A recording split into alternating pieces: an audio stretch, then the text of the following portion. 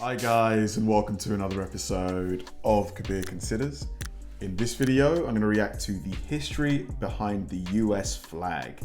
Now this is going to be fun because obviously being from the UK, this is probably common knowledge for most Americans. You know, the design of the flag, why it looks like that, what the red and the white and the blue mean, because I'm sure there's meaning behind why those colors were chosen. And I'm sure it's going to be quite an interesting and poignant story. But I have no idea. I'm guessing the 50 stars are for the 50 states, but that's pretty much all I know about the flag. It's a really cool looking flag. The colors are obviously the same colors used in the Union Jack, red, white and blue. And obviously the US and the UK have a very tight relationship, both in terms of its military, but the culture, obviously the language and the food and stuff. So yeah, I think this is going to be a cool little history lesson. I love history. I don't consume enough of it. I wish I could, but yeah, this will be fun. Let's do it.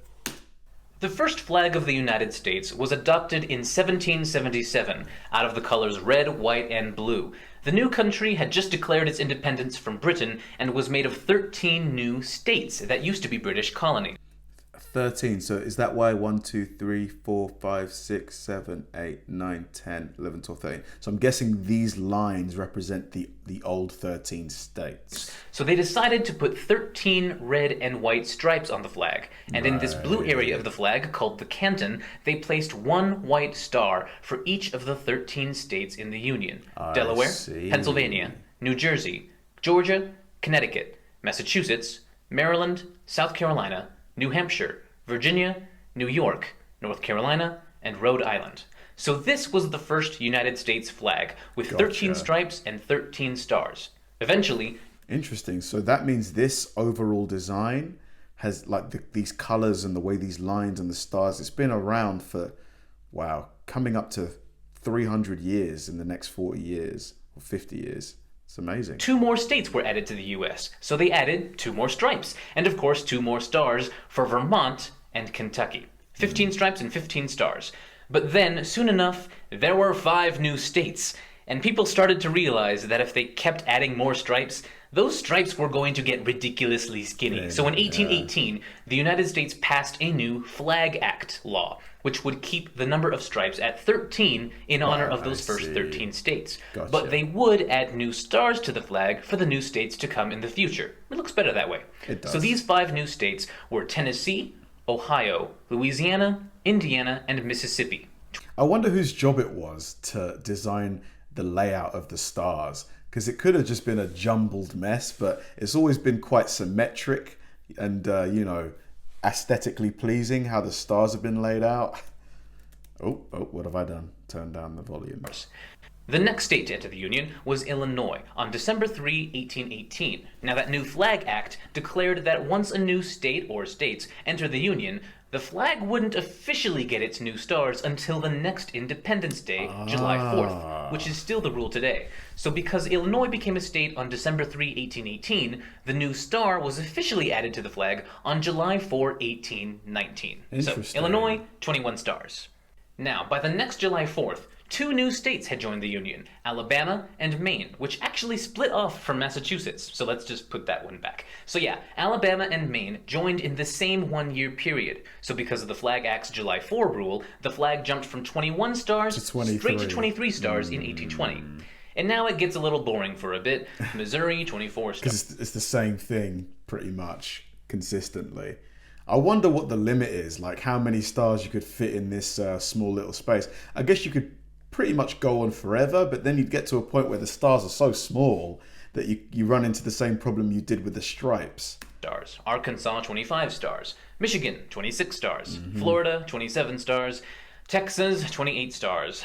Iowa, 29 stars. Just keep stealing that land.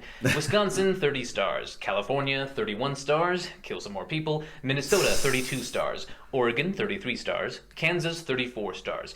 And now we're in the Civil War. Of course, the United States kept all the stars, even for those states that were trying to leave the Union.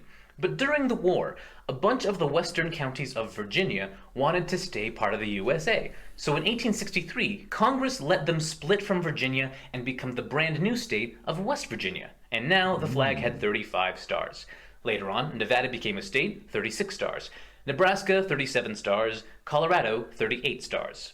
Then in 1889 and 1890, between two July 4s, there were 5 new states: North Dakota, South Dakota, Montana, Washington, and Idaho. Do you guys ever see like more states splitting up, like to create new states? Do you ever see that happening, whether in your lifetime or just in the distant future maybe? Because I guess if it happened in the past, it could happen again in the future, couldn't it? So from 38 stars, the flag jumped straight to 43 stars. Then with Wyoming, we got 44 stars. Utah, 45 stars. Oklahoma, 46 stars. Then in 1912, there were 2 new states, New Mexico and Arizona, 48 stars. This was also the first time that a specific star pattern was made official by the US government. Before this, people were just making up lots of different star arrangements this whole time. Anyway, the number... You know what? I actually quite like that circular one, but there's no way. How would you fit, 50 states in a... Well, you could, but they'd be really, really small. Anyway, the number of stars stayed at 48 for quite a while until 1959, when Alaska became a state, giving the flag 49 stars. And later that summer, Hawaii became the 50th state, giving us that 50-star flag that we still have today. Gotcha. And that is the evolution of the United States flag so far. Very Maybe there will be 51 stars on interesting. this thing someday. Who knows? I like that. Very interesting. Well done to the creator of that video. He really nailed it. Like, he didn't take... It was a quite short and concise. The information was delivered really succinctly.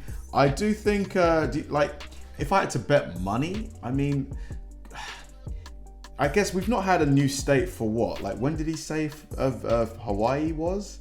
I think it was quite a while ago. So there's been stability for a while, but you guys probably know better than me, you guys who live in the States. Do you ever see states splitting up again? Like, do you foresee that happening?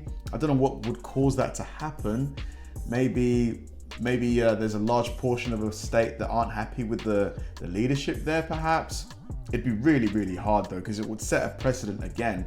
Because once another state does it, you'd have a lot more probably wanting to do the same thing too. Very, very cool video. Thanks for watching, guys, and I'll see you in the next one.